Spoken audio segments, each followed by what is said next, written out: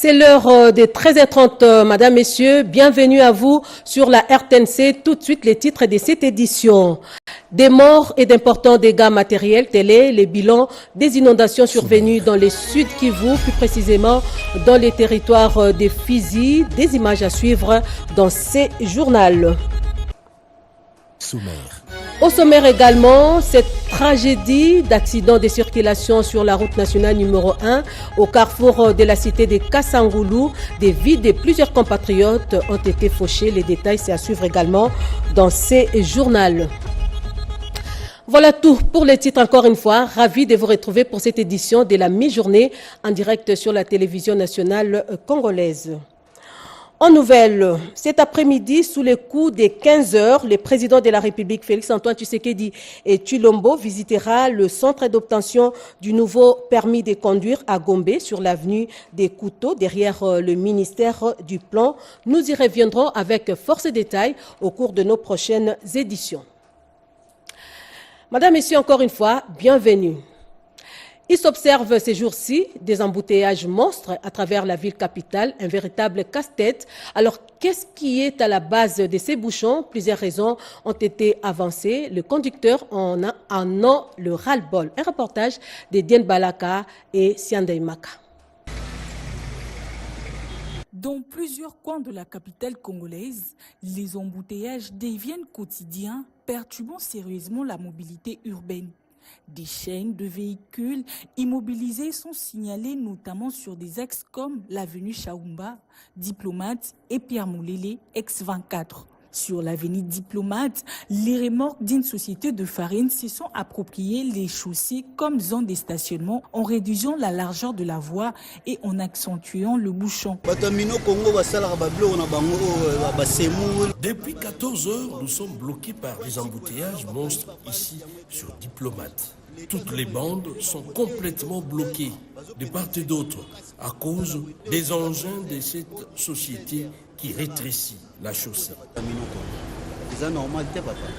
Même constat sur l'avenue Moulélé entre le Saut de Mouton et Mandela, les bouchons sont devenus chroniques au grand désarroi des usagers. Selon les témoignages des conducteurs, l'état de dégradation avancée des routes et le non-respect des codes de la route sont les causes majeures. Ces derniers appellent les autorités à des mesures urgentes de régulation et de réhabilitation de la voirie pour rendre fluide la circulation. La marche, une activité sportive qui s'impose à certains Quinoises et Quinois pour rejoindre leur lieu de travail à défaut d'un taxi-moto.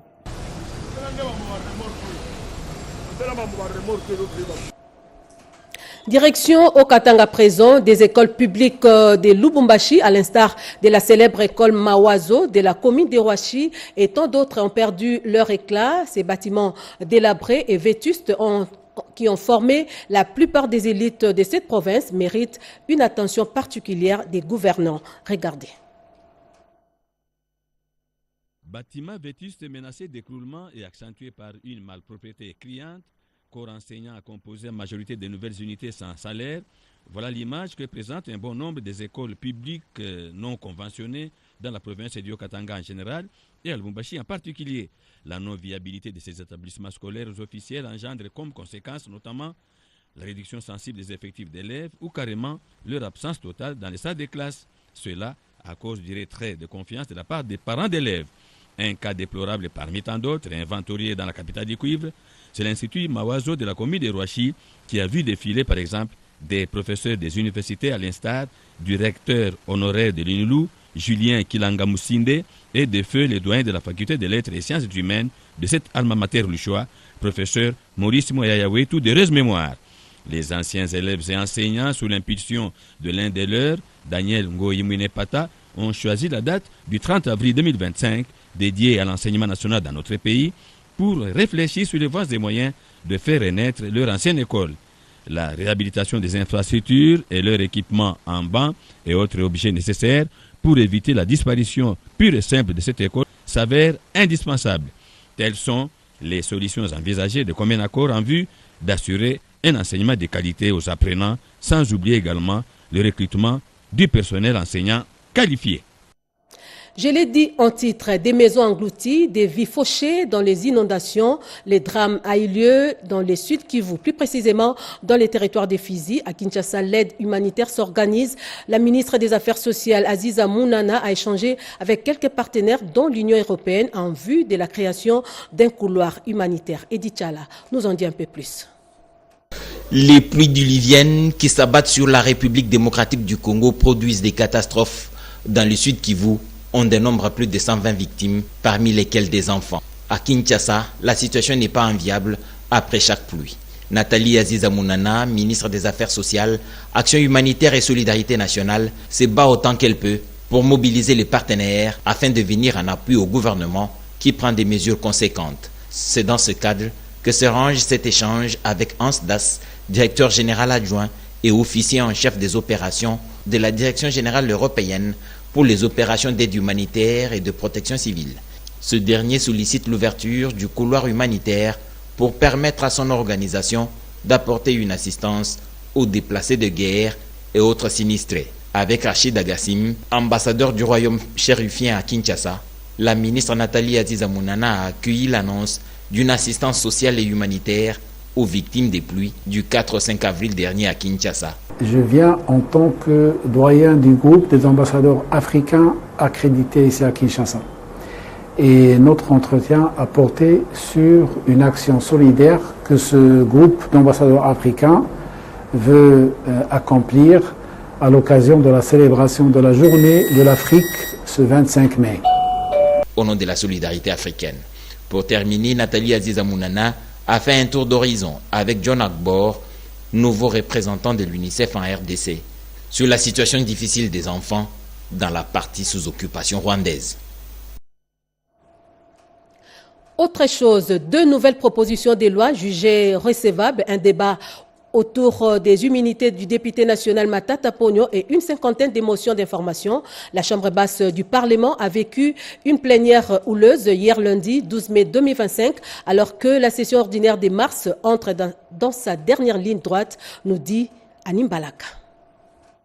Sous la présidence du premier vice-président Jean-Claude Chilumba, les députés nationaux ont jugé recevables 2 propositions de loi importantes dans le cadre des réformes législatives en cours. La première, portée par les députés Maombi Kachongo Sosten, vise à moderniser le cadre légal de la pêche et de l'aquaculture en République démocratique du Congo. Le texte entend remplacer les décrets coloniaux du 21 avril 1937, encore en vigueur, pour mieux répondre aux défis actuels en matière de sécurité alimentaire et de durabilité environnementale. La deuxième proposition de loi initiée par les députés Eyanga Mboyo Venance modifie et complète la loi numéro 15/025 du 31 décembre 2015 relative aux baux à loyer non professionnels. Elle prévoit notamment la fixation des loyers en francs congolais et l'obligation de signer les contrats de bail devant les services de l'habitat. Sur les 49 articles que compte la loi, 20 ont été modifiés et 5 nouveaux articles ajoutés. Ces 2 textes, bien qu'approuvés sur les fonds, ont suscité un débat nourri. Plusieurs députés ont soulevé des inquiétudes, caractère anticonstitutionnel de certains articles, manque de sanctions claires, risque de tracasseries administratives liées à la création d'une police de l'habitat ou encore la nécessité d'une large consultation en commission.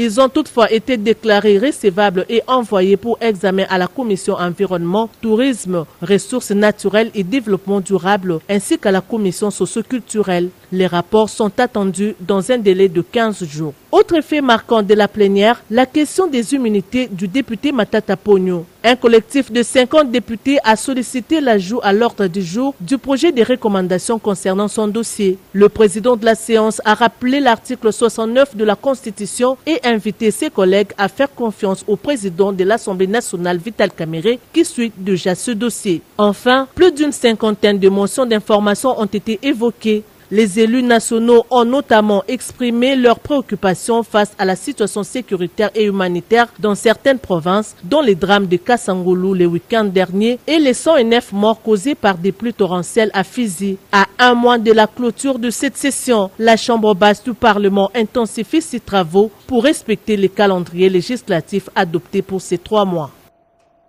À la primature, la délégation de la Commission européenne à la protection civile et aux opérations d'aide humanitaire exprime son soutien au gouvernement souminois pour l'aide humanitaire dans l'Est de la RDC. La chef du gouvernement a reçu hier en audience cette délégation avec à sa tête son directeur général adjoint. Des précisions de Chimène Dondo, Joe Koukou et Patrick Oumba. Le renforcement de l'aide humanitaire dans la partie est de la RDC s'avère important. La délégation de la Commission européenne à la protection civile et aux opérations d'aide humanitaire ECHO, reçue en audience par la première ministre Judith Suminwa Tuluka. ECHO affirme avoir déjà décaissé une enveloppe pour soutenir les besoins humanitaires, plus précisément dans le domaine médical, de la nutrition et de l'hébergement des victimes. Nous pensons que la situation humanitaire dans l'est du pays est extrêmement préoccupante. Il y a des besoins énormes dans le domaine médical, domaine de nourriture, hébergement et autres. Et donc l'Union européenne continue à fournir une aide financière aux partenaires internationaux humanitaires, les agences des Nations Unies, la Croix-Rouge, les ONG, pour soutenir la population congolaise dans cette crise. Je suis venu avec un message très clair et le message principal, c'est que l'Union européenne n'abandonnera pas la population congolaise l'un jour de l'autre.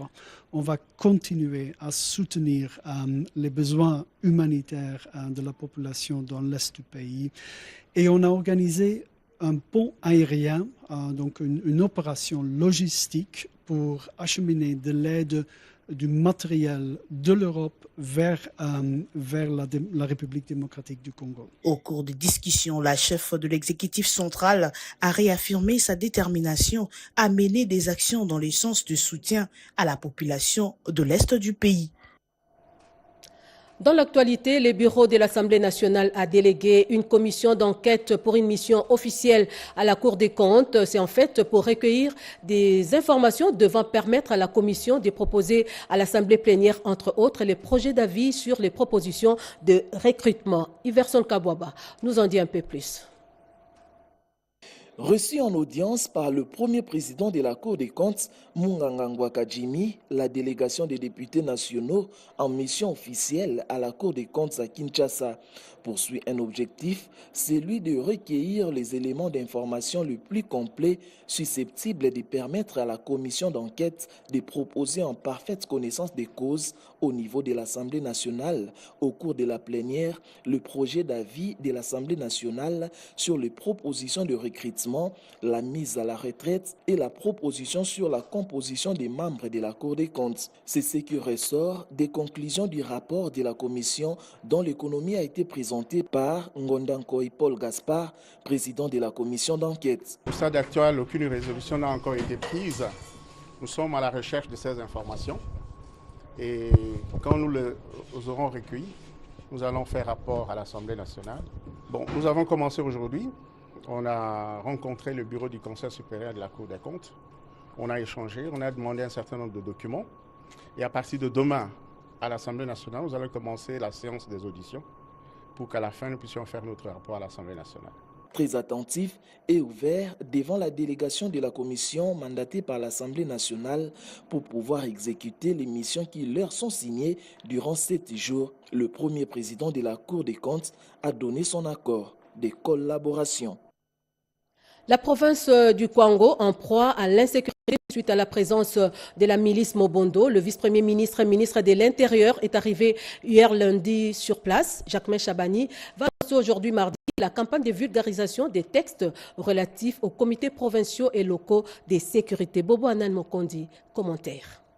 Devant une grande foule réunie à la place tribune de Kenge dans la province du Kwango, le vice-premier ministre, ministre de l'Intérieur et Sécurité, maître Jacquemain Chabani, a exposé les objectifs de l'opération Dobo.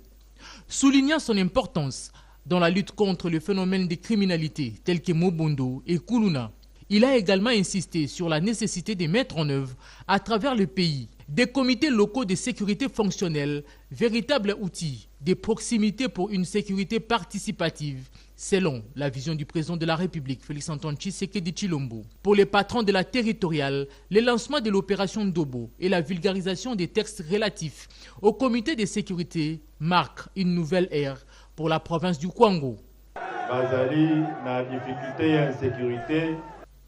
Nous sommes venus sur instruction du chef de l'État, Félix-Antoine Tshisekedi Tshilombo, pour s'imprégner de la situation sécuritaire qui prévaut ici à Kwango. Le phénomène Mobundo, qui perturbe votre quiétude depuis plusieurs mois, doit prendre fin. Nous vous demandons de vous approprier les programmes des comités locaux de sécurité pour l'autoprise en charge. Vous allez impliquer la carte et la gouvernance sécuritaire.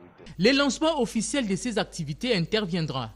C'est mardi 13 mai 2025 avec la tenue d'une réunion élargie du comité provincial de sécurité suivie d'une parade policière. Une nouvelle dynamique est enclenchée dans la province portée par la volonté des autorités nationales et locales de renforcer la cohésion et la vigilance citoyenne. Les habitants de Kenge mobilisés ont salué l'engagement du gouvernement central pour la restauration de la paix et la sécurité, tout en appelant à une implication accrue de toutes les couches sociales dans cette dynamique de changement. Et puis cette tragédie d'accident de circulation survenue le dimanche dernier sur la route nationale numéro 1 au carrefour de la cité des Kassangoulou, des morts et des dégâts matériels ont été enregistrés. Anastasie Dumbo, commentaire. Les routes du Congo central ont encore fait des dégâts humains importants.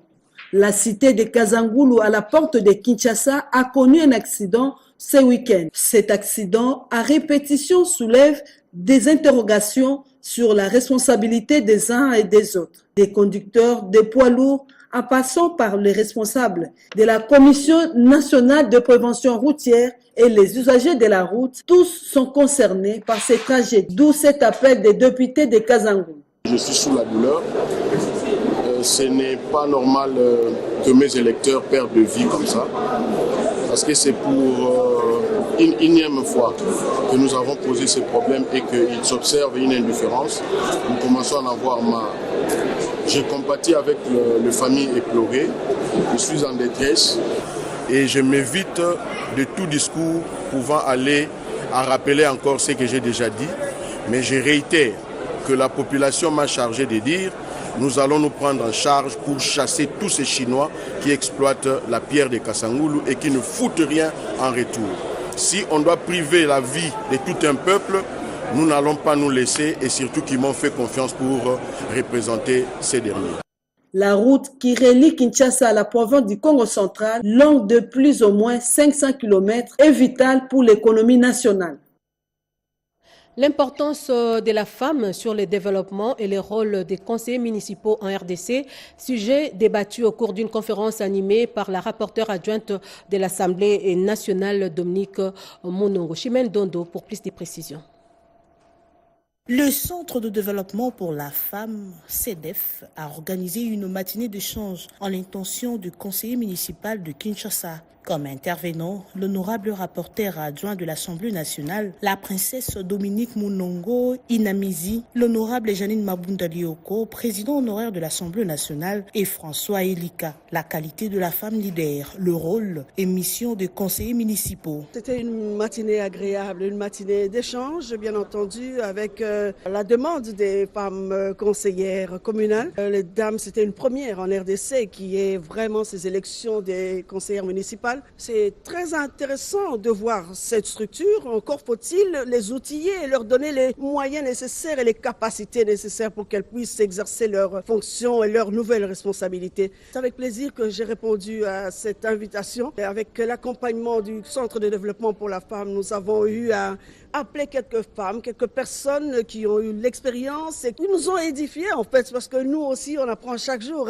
On ne doit jamais se dire maintenant on est arrivé. On apprend chaque jour et avec les conseillers municipaux, nous avons appris comment être des vraies femmes leaders, comment être très près de la base, comment s'habiller, répondre avec courtoisie, comment être présente en fait dans tous les petits soucis de nos électeurs. Des questions fortes, nourries et de réponses sans tabou ont été l'objet de discussions intenses à la satisfaction des uns et des autres. Dans un autre registre, les travaux du 3e colloque international organisé par l'université officielle de Mbuji-Mayi se sont achevés. Quelques recommandations ont été formulées pour l'amélioration de la qualité de l'enseignement universitaire dans cet établissement public. Images et commentaires. Durant 3 journées, les chercheurs scientifiques du monde, du Congo, du Kasaï oriental étaient rassemblés autour du thème du Sud Kasaï aux Kasaï orientaux. L'université face à l'avenir de la région congolaise de Mbuji-Mayi. Ce 3e colloque s'est clôturé ce samedi 10 mai 2025 sous une note de satisfaction générale des participants et intervenants. Vous avez vu le monde scientifique, vous avez vu les professeurs scientifiques de Mbuji-Mayi et de Kasaï, mais ils ont fait l'honneur à la science. Nous sommes venus faire une sorte d'évaluation de la situation de nos universités et instituts supérieurs dans la région pour savoir l'impact que cela a apporté jusque-là. L'abbé Apollinaire Chibaka Chikongo, recteur de l'université officielle de Mbuji-Mayi, rassure que l'organisation de ce 3e colloque est un pari gagné pour toute la communauté qui s'était engagée dans une dynamique de recherche située et même ancré dans la vie de la région. Notre mot d'ordre est connu, faire de l'université officielle de Mbuji-Mayi une véritable université.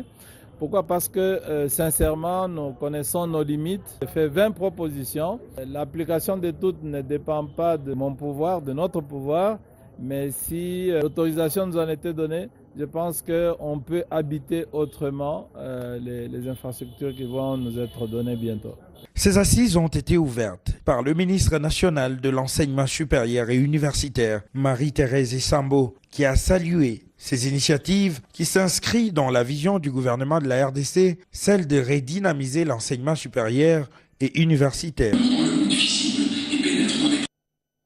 Un mot de sport dans ce journal avec du football. Le rêve des Léopards de jouer la demi-finale de U20 vient d'être brisé par les Sud-Africains.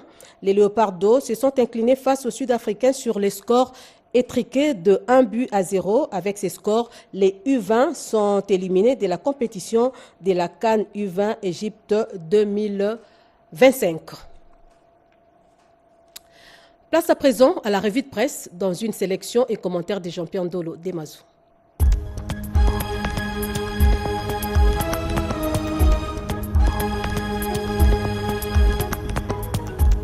Bienvenue mesdames, messieurs à cette revue de presse du mardi 13 mai 2025.